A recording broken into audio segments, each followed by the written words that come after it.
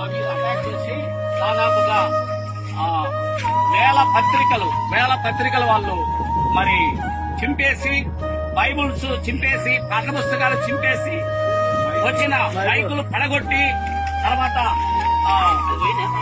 మరి ప్రతి ఒక్క దైవ సేవకునికి ఒట్లు పెట్టి జై శ్రీరాము అని అంటేనే మిమ్మల్ని స్వాగతిస్తాం, లేకుంటే మిమ్మల్ని అందరినీ చంపేస్తాము, మీకెవరడ్డం వస్తారో చూస్తామని వారు అన్నారు.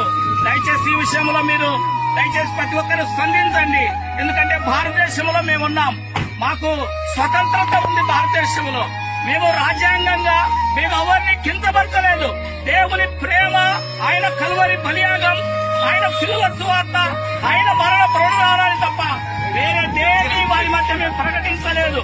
సిలువ వేయబడిన యేసు క్రీస్తు వారి సహోదరులందరినీ తీవ్రంగా గాయపరిచారు. అలాగే వారికి ఇష్టపచ్చినట్టు బూతులతో మాట్లాడారు. నిజంగా మేము చాలా విచారకరం ఉంది. ప్రత్యేకంగా రేవంత్ రెడ్డి గారు ఈ విషయంలో వెంటనే స్పందించాలని మేము ప్రభు అయిన యేసు క్రీస్తు నామమున ప్రేమతో మనం చేస్తున్నాం.